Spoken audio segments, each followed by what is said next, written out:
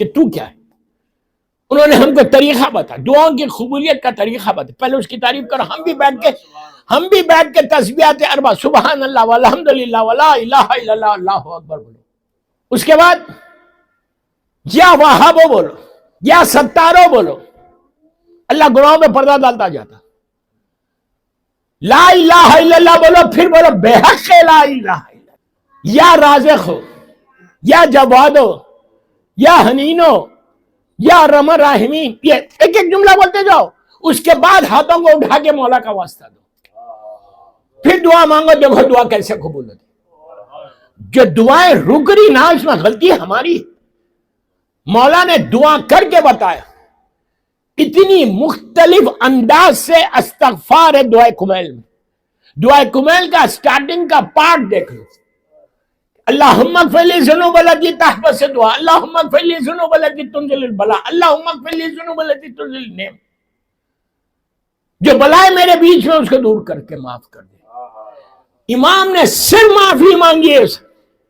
دعائے کمیل پوری ایک دفعہ اگر تم اردو میں پڑھ لو یا انگلش میں پڑھ لو سمجھ کے، تمہاری زندگی 180 ڈگری بدل جاتی. 180 ڈگری بدلتی ہے. پریکٹس کے تحت دعائیں مت مانگو. کوئی دعا پریکٹس کی نہیں ہے، معرفت کی دعا. دعا مانگو تو ایسے مانگو. اس لیے کہ میں ہمیشہ دنیا میں یہ بولتا ہوں کہ یار لوگوں کے پاس تو کچھ نہیں ہے، آپ کے پاس 14 ہے.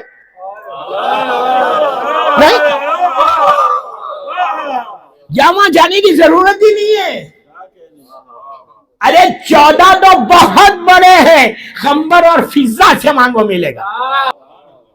آپ سمجھ لیں ان کی بات. اب کمیل ابن زیاد مولا اس کہا مولا پھر میں کام ہوں، مجھے کیا ہوگا، میری لخت کام بنے گی. ہم تو وہ مجلسیں نہیں سنتے جو موت کے اوپر پڑی جاتی. نہیں، میں تو بدنام ذاکر ہوں بھائی، ڈرانے والا. پوری دنیا میں بولتے ہیں کہ مولانا جہاں جاتا ہوں بولتے ہیں کہ مولانا اتنا ڈراتے کیوں.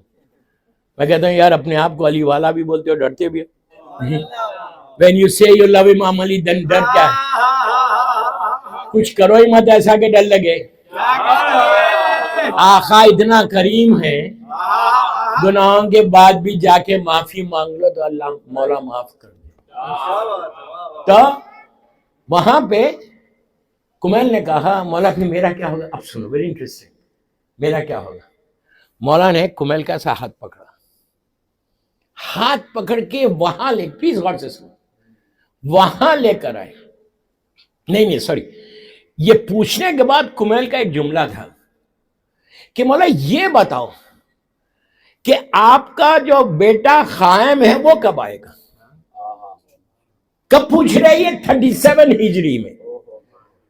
40 ہجری میں تو مولا کی شہادت ہے. 37 ہجری کہتے ہیں مولا یہ بتائیے موت کیسے آئے گی اور کب آئے گی، اور آپ کا بیٹا جو قائم ہے وہ کب آئے گا. دوستو اتنا بڑا مجمع مجھے یہاں سن رہا شب جمعہ سڈنی میں. کمیل کو کیا ضرورت ہے ہمارے امام کے بارے میں پوچھنے کی. کمیل کے سامنے 3 امام ہیں اس وقت کوفے میں. میرا مولا ہے، میرا مولا حسن ہے، مولا حسین. 3 امام موجود ہیں. جو بھی لینا ہے مولا سے لو، امام حسن سے لو، امام حسین سے لو. لیکن کمیل پوچھ رہا ہمارے امام کے بارے میں. کتنی فکر ہے کہ قائم کب آئے گا. اس لیے کہ مولا کے جتنے چاہنے والے تھے ان سب کو پتا تھا کہ رسول کے بعد علی کو ولایت نہیں ملی، علی کو خلافت نہیں ملی، اور جس کے نتیجے میں اب ساری وہ نعمتیں جو ہے اب وہ قائم کے آنے کے بعد ہی ملیں گی.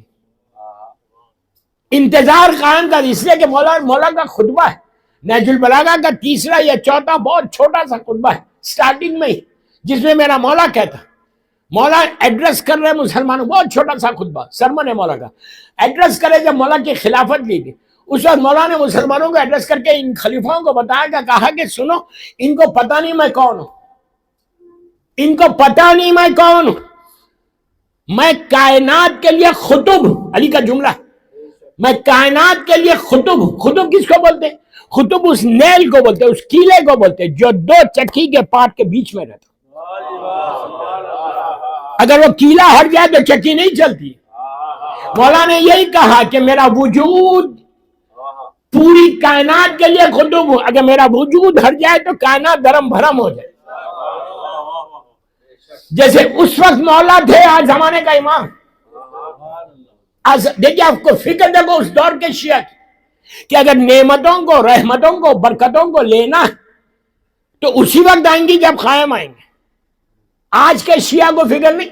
میری ٹاپک امام زمانہ نہیں، ورنہ تو میں تو بولوں کہ کتنی افسوس کی بات ہے کہ زمانے کے امام کے لیے ہم کیا کر رہے ہیں. What are we doing for امام؟ تمہارا امام ہے، زندہ امام ہے، ان کے صدقے میں آج جو کچھ مل رہا انہی کے صدقے میں مل رہا. برائے تعجیل ظہور امام زمانہ بلند تر